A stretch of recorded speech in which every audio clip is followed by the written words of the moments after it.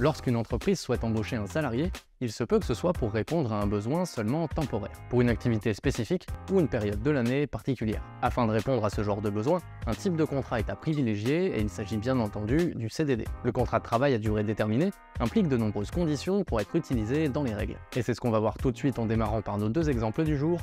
C'est parti!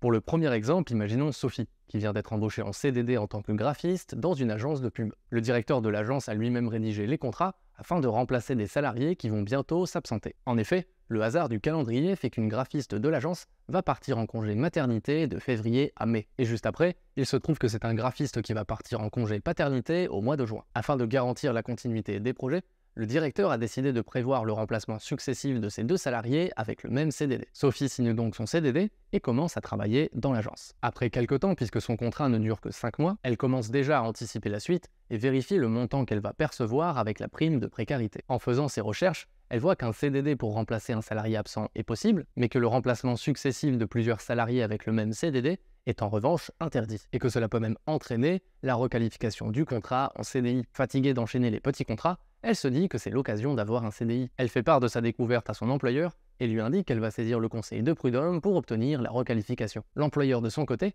est en revanche persuadé d'avoir bien fait les choses. Il sait qu'il peut utiliser un CDD pour remplacer un salarié, alors pourquoi pas deux? Surtout qu'ils seront remplacés l'un après l'autre et pas en même temps. Pour le deuxième exemple, imaginons Thomas, qui vient de décrocher un CDD dans une entreprise de déménagement. L'entreprise connaît une forte demande l'été et pour faire face à cette hausse d'activité, l'employeur décide d'embaucher Thomas en CDD pour une durée de 3 mois. Thomas est un travailleur consciencieux et dynamique, il s'adapte vite et se montre compétent, à tel point que l'employeur lui propose un CDI à la fin de son CDD. Cependant, Thomas n'est pas intéressé. Même s'il a apprécié l'expérience, il ne s'agissait que d'une activité temporaire pour mettre de l'argent de côté avant de reprendre ses études à la rentrée. Mais quelques jours après la fin de son contrat, il réalise qu'il n'a pas perçu sa prime de précarité. Il contacte alors son ancien employeur pour la réclamer. Ce dernier est surpris et lui répond que puisqu'il lui a proposé un CDI qu'il a refusé, il n'est alors pas tenu de payer cette prime. Thomas est furieux car il comptait sur cet argent et ne veut pas en rester là. Alors qu'en est-il de nos deux situations? Sophie pourra-t-elle obtenir la requalification de son CDD? Et Thomas doit-il percevoir sa prime de précarité? On voit ça tout de suite avec les règles sur le CDD.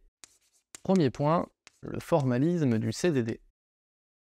Pour bien parler du CDD, il faut commencer par parler un peu du CDI. En effet, le contrat de travail à durée indéterminée est considéré comme le contrat de base. Il sert donc de référence pour tous les autres. C'est pourquoi, même si c'est très rare, un CDI peut être conclu à l'oral, sans signature et ne nécessite pas de raison particulière. Le CDD, en revanche, est considéré comme un contrat d'exception, qui doit donc répondre à un certain formalisme. Tout d'abord, la nécessité d'un écrit. Le CDD doit obligatoirement être écrit, car il est notamment nécessaire de mentionner précisément le motif de recours et la durée du contrat. Deuxième obligation, la nécessité d'une signature. La signature du CDD est une condition essentielle à sa validité. L'absence de signature du salarié sera assimilée à une absence de contrat écrit. Mais alors que se passe-t-il en cas de non-respect de ces conditions de forme? Eh bien le CDD risque de se faire requalifier en un CDI. On en revient à la logique du début, le CDI c'est le contrat de base. Donc un CDD qui ne respecte pas toutes les conditions sera considéré comme un CDI. S'il manque une mention obligatoire comme le motif, la durée ou la signature, le salarié pourrait saisir les juges pour qu'ils le reconnaissent comme un CDI. Dans ce cas, l'employeur devra payer une indemnité de requalification qui est au moins égale à un mois de salaire. Autre exemple, imaginons un CDD qui n'est pas conclu correctement et l'employeur y met fin. Puisqu'en réalité le CDD est un CDI, il s'agira en fait d'un licenciement. Le salarié a donc droit à son indemnité de licenciement. Deuxième point, les motifs de recours. Puisqu'il s'agit d'un contrat d'exception, il ne peut être utilisé que pour des situations précises et temporaires. C'est pourquoi il existe une liste de recours considérés comme légitimes, et seuls ces motifs permettent de recourir au CDD. Le premier motif concerne l'accroissement temporaire de l'activité. Un CDD peut être conclu pour faire face à l'accroissement temporaire de l'activité de l'entreprise. On considère que ce motif est rempli dans 4 situations. En cas d'augmentation temporaire de l'activité habituelle et normale de l'entreprise, en cas d'exécution d'une tâche occasionnelle précise et non durable, en cas de survenance d'une commande exceptionnelle à l'exportation, ou en cas d'exécution de travaux urgents. Donc il est possible de conclure un CDD en cas de situation exceptionnelle qui implique un travail particulier, ou lors d'une période spécifique qui implique un plus gros volume de travail. Le deuxième motif concerne le remplacement d'un salarié absent. En cas d'absence d'un salarié, plutôt que de laisser le poste vacant,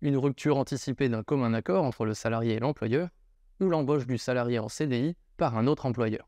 À la fin du CDD, une indemnité de fin de contrat est due au salarié. Cette indemnité, appelée prime de précarité, est égale à 10% de la rémunération totale brute versée au salarié. Cependant, l'indemnité n'a pas à être versée dans certains cas. En cas d'embauche du salarié en CDI chez un autre employeur, de faute grave du salarié, de cas de force majeure, ou en cas de refus du salarié d'être embauché en CDI sur le même poste.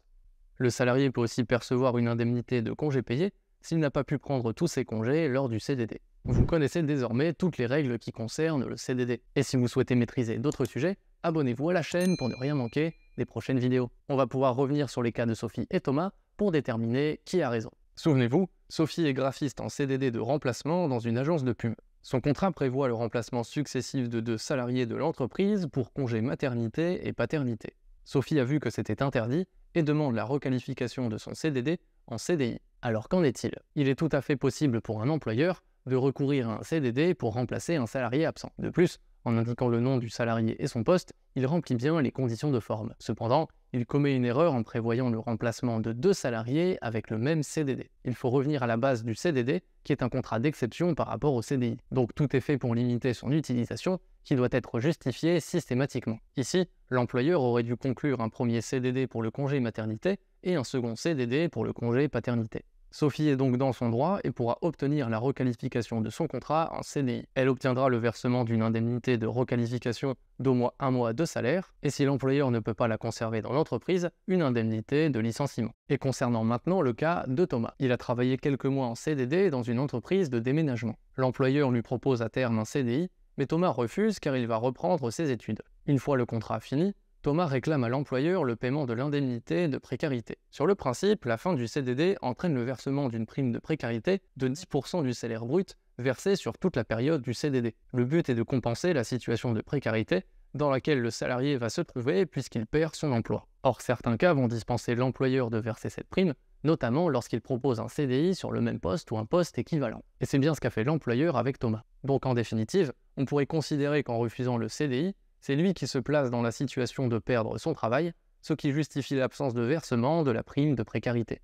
Grâce à Sophie et Thomas, vous maîtrisez toutes les subtilités du CDD et savez quoi faire dans ce genre de cas. Si vous connaissez quelqu'un en CDD, partagez-lui la vidéo pour qu'il puisse connaître tous ses droits. Quant à moi, je vous dis cette fois-ci à lundi, mais dans 15 jours, pour une nouvelle vidéo en droit du travail. C'était Victor, ciao.